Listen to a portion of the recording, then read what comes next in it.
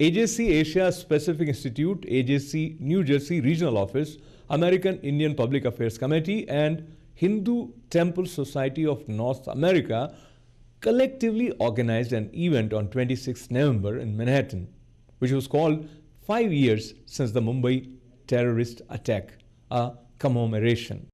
These 12 candles that were lit were representing 12 different locations where attackers attacked innocent people in Mumbai, a very solemn occasion, commemoration of 5 years of Mumbai attack here in New York. Lashkar al-Taiba came ashore on rubber boats in Mumbai.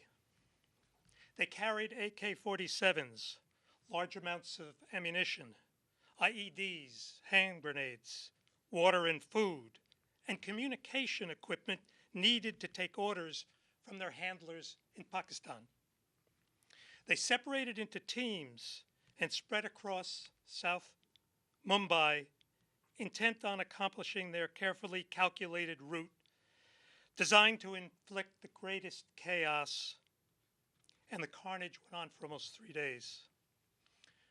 As we've heard, at the end, 164 innocent people were killed, families were torn apart, and 293 people were severely wounded, leaving untold thousands mourning, as well as a city, a country, and a world traumatized by these events.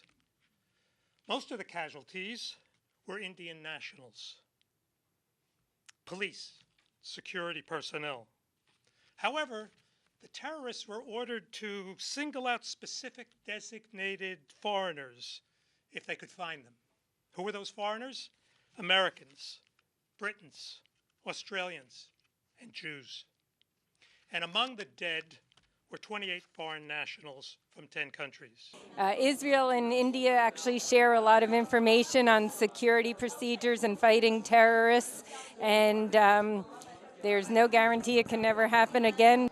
The reality that the traditional values of family, education, success is challenged by the hostile forces of those who don't believe those to be good values, and those tensions will persist. And we as people have to understand that, and understand that the paradigm to some extent has changed, and be that much more protective of our own families and our people around us and the countries and the societies that we have grown to love. And so it's in the interest of the larger interest of the humanity that we together fight it out and completely delete it. If we can use the phrase of computer, delete the word terrorism from our vocabulary. We know that military capabilities to carry out attacks are readily accessible today. Children can find the recipe of how to prepare a bomb online. We know that our open societies provide opportunity in abundance. There's one thing that we need to address as a community, as a civilization, and that's the motivation to carry out the attack. And on a philosophical level, our position is that we need to look at every agreement with any rogue regime, with any terrorist organization, through the prism to what effect the agreement is addressing the issue of the motivation, the very nature of what these people stand for. Initially, Pakistan kept on denying that they were Pakistani citizens. Later on, it was accepted. And now that it has come to the light that ISI was also a part of it, in this light, what should be India's stand in dealing with Pakistan to prevent such things from happening again? Well, I think our stand is very clear that we do not accept any kind of terrorism, whether state actors or non-state actors, doesn't matter. And certainly it is the duty of sovereign states to ensure that terrorism doesn't emanate on their soil. India has protested against it a number of times. 26/11 just symbolizes how whether it is non-state or state actors can play havoc in other people's lives and other countries. And we would like all the perpetrators, those who masterminded, to be punished. It's very simple, and that we do not accept these kind of attacks on our side or anywhere else for that reason. Very briefly, when we hear the telephonic conversation between the handlers and these people who are killing innocent people in Mumbai, and at various points, our intelligence failure, lack of our preparedness in countering these kind of terror attacks. So 5 years down now, do you feel we are better prepared to prevent and to protect ourselves? Yes, of course. I think this is also a learning curve for us. Each time the terror takes a different form, it is conducted differently. So our agencies are they are sensitized. Their training programs are arranged in that way.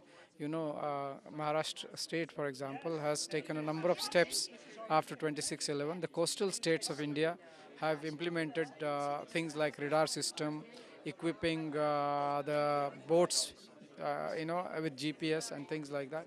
So there are a number of precautions. I'm not saying it's a perfect thing, and it's actually a work in progress.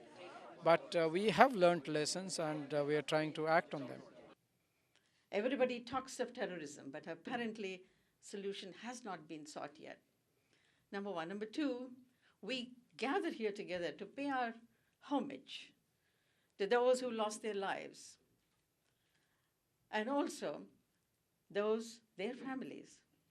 Prayers to them, those who got injured, and their families. This is something that never will be forgotten till we live. No, we cannot bring them back to life. We can recall, remember by name, by image, by personal experience. But our responsibility today and tomorrow and the day after is to ensure that their lives are not forgotten and their deaths were not entirely in vain. For if they are forgotten, their deaths may well have been in vain. And it seems that the greatest contribution that we can make, beyond the commemorative ceremony that AJC is honored to co-host with our Indian friends here tonight, is to ensure that their deaths will not have been in vain. And that means, it seems to us, two things, above all. One, to affirm life. To affirm life, Ambassador, you said it so eloquently, because those who killed them wanted to affirm death. Upendra Shivagulaji, you came all the way from New Jersey to be a part of this 5-year commemoration of Mumbai attack. What are your thoughts and feelings on this occasion? Well, one of the important things is that it brought Israel, the Jewish people in America, as well as the Indian Americans together. And the American Jewish Committee is doing such an excellent work and bringing them together in New York at their headquarters, and saying that we will not forget, and we are going to remember this thing, and we will take action, or we are going to be proactive. So these two nations coming together in America, which is the oldest democracy, I think is phenomenal. Today's event, as Ashokji, you can see that it was a huge success. Instead of weather, so many people came from Jewish community and Indian community. I'm really thankful to them. This is just the beginning. Jewish and Hindus, that is Indian community and Jewish community, we are natural allies. We have to come together, along with, of course, the powerful democracy in the world, America, to fight the terrorism. ISI, Lashkar-e-Taiba, Jaish-e-Mohammed, they are working in collaboration with Indian Mujahideen and Simi people. These terrorist organizations all together are working to destroy and destabilize India. The world is always changing, and it's always changing in many directions. It's changing for the better in some places, it's changing for the worse in other places. Our job is to try and ensure that at the end of the day, it changes more for the better than for the worse. That's our collective job.